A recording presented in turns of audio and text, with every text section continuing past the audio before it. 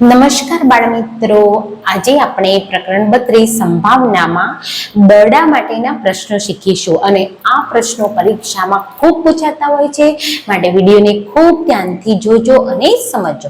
ચાલો શરૂ કરીએ. સૌથી પહેલા જો દડા માટેના પ્રશ્નોમાં ઉદાહરણ દ્વારા તમને સમજાવું છું. આ બધા NMMSC એક્ઝામમાં પૂછાયેલા પ્રશ્નો છે, એટલે આવા જ પ્રશ્નો પરીક્ષામાં પૂછાતા હોય છે, એટલે બરાબરનું ધ્યાન આપજો. તો સૌથી પહેલું એક ઉદાહરણ છે, એક પેટીમાં 3 લાલ, 5 પીળા અને 4 લીલા દડા છે. 3 દડા યાદચ્છિક રીતે લેવામાં આવી છે, તો જુદી જુદી રીતે કેટલી રીતે પસંદ કરી શકાય? ઓકે, તો દડાની પસંદગીની વાત કરવામાં આવી છે કે દડા કેટલી રીતે પસંદ કરી શકાય. તો આમાં આપણે બહુ સિમ્પલ રીતે સમજીશું. કોઈ બીજી આપણે ગડમથલમાં પડવું નથી, બીજી લાંબી કોઈ રીતમાં પડવું નથી, પણ હું તમને સમજાવું એમ બરાબર ધ્યાનથી સમજી લેજો. જુઓ, અહીંયા દડાની પસંદગી પૂછી છે, એટલે ચોઈસ પૂછી છે. ઓકે, તો ચાલો આપણે શું કરવાનું, પહેલા કુલ દડા ગણી લો. અહીંયા 3 લાલ, 5 પીળા, 4 લીલા, તો 3 ને 5 8 ને 4 12 થયા. કુલ દડા કેટલા થયા? 12. આ તો સમજાય છે ને. સૌથી પહેલા તમારે શું કરી દેવાનું, કુલ દડા ગણી દેવાના. ઓકે, પછી એમાંથી કેટલા દડા લેવાના છે?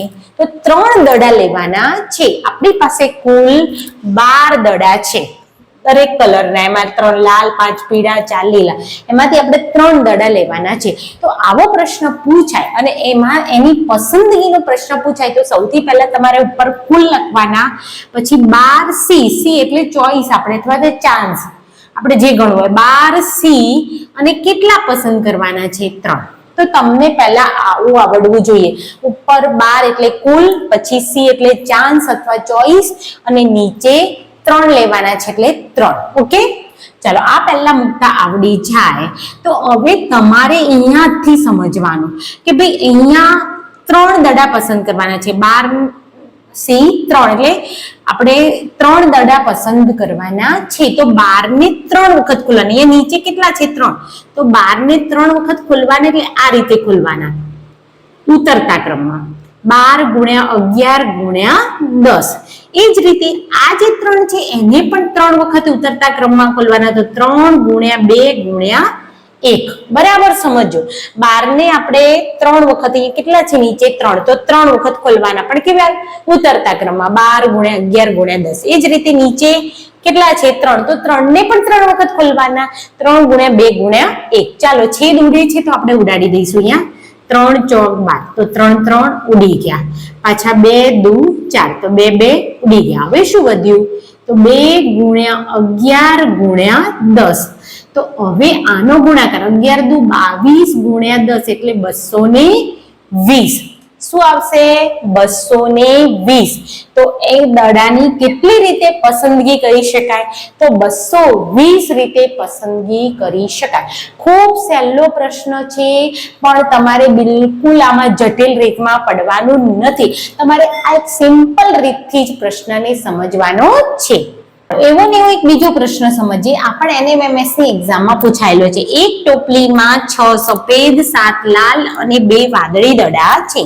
જો તેમાંથી એક સાથે 2 દડા ઉચકવામાં આવે તો લીધેલા દડાની સંભાવના કેટલી? તો શું કે છે? પહેલા તો આવી આવે, આમાં જો કે સંભાવના આવે નહીં. આ સંભાવના જે મૂકે છે શબ્દ ખોટો છે. દડાની પસંદગી પૂછવામાં આવે, કારણ કે સંભાવના તો હંમેશા 0 અને 1 ની વચ્ચે હોય. બરાબર, એટલે આવા આંકડામાં ક્યારેય સંભાવના આવી શકે નહીં. પણ શું પૂછવાનું હોય? દડાની પસંદગી કેટલી. એટલે રકમમાં થોડીક ભૂલ કરેલી છે, પણ આપણને ખબર પડવી જોઈએ. ઓકે, ચાલો એની પસંદગી કરવાની આવે તો સૌથી પહેલા તમારે શું ગણી લેવાના? કુલ દડા. તો ગણી લો 6 7 13 ને 2 15. કુલ દડા કેટલા છે આપડા? 15. ઓકે, ચાલો પછી શું લખી દેવાનું? એની ચોઈસ. અને કેટલા દડા પસંદ કરવામાં આવે છે? 2. તો અહીંયા લખી દો 2. સિમ્પલ. સૌથી પહેલા ઉપર કુલ, નીચે ચોઈસ, અને કેટલા દડા પસંદ કરવામાં આવે છે? 2. ચાલો હવે ખોલવાનો વારો આવી ગયો. 15 ને આપણે ભાઈ 2 છે એટલે કેટલી વખત ખોલવાના? 2 વખત. તો 15 ગુણ્યા 14 ઉતરતા ક્રમમાં ગોઠવાના. એ જ રીતે 2 ને પણ કેટલી વખત ખોલવાના? 2 વખત. તો 2 ગુણ્યા 1, ઓકે, ચાલો હવે આપણને છેદ ઉડે છે 2 સિત્તા 14, 2 2 ઉડી ગયા, તો 15 સિત્તું 105 એ આપણો શું બની જશે? જવાબ બની જશે. તો એ 105 એ આપણો જવાબ બની જશે. ખૂબ સિમ્પલ છે આ દાખલા, એટલે તમારે બિલકુલ ગભરાયા વગર આ રીતથી બીજી કોઈ ગણતરીઓમાં પડવાનું નથી. આ રીતથી દાખલાને ઉકેલી દેવાનો છે. ચાલો નવો દાખલો સમજીએ.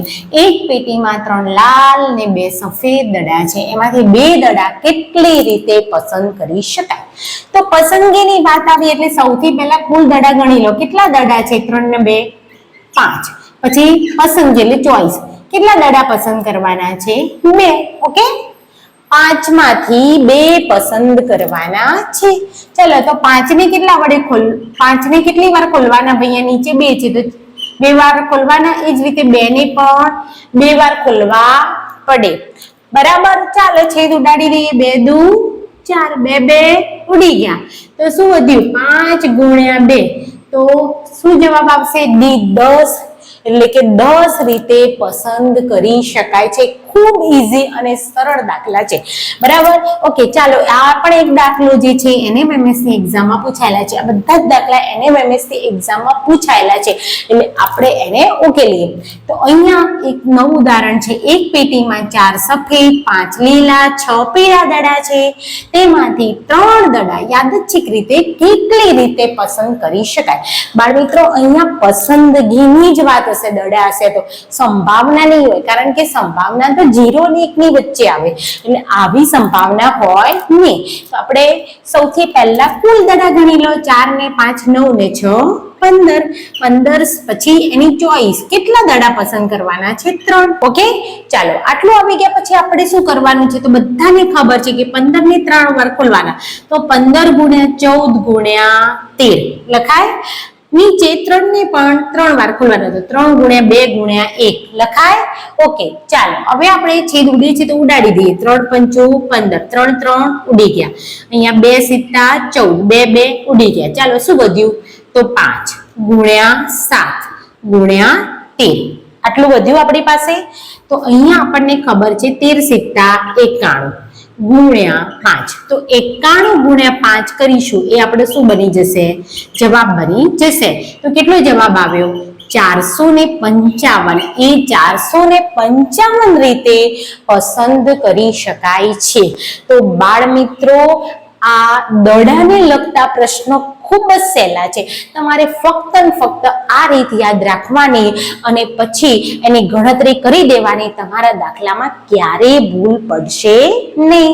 તો આ રીતે વિડીયોને ખૂબ ધ્યાનથી જોજો, સમજજો અને ખૂબ સારી તૈયારી કરજો. અને દડાને લગતા પ્રશ્નો NMMS ની પરીક્ષામાં ખૂબ પૂછાતા હોય છે, એટલે આ પ્રકરણ ખૂબ જ ધ્યાનથી, એટલે એમાં આ ભાગનો વિડીયો તો ખૂબ ધ્યાનથી સમજજો અને તૈયારી કરજો. વિડીયો બીજા 4-5 મિત્રોને શેર કરી દેજો. વિડીયોને લાઈક કરી દેજો. ચેનલને સબસ્ક્રાઇબ કરી દેજો. ચાલો મળીશું નવા વિડીયોમાં.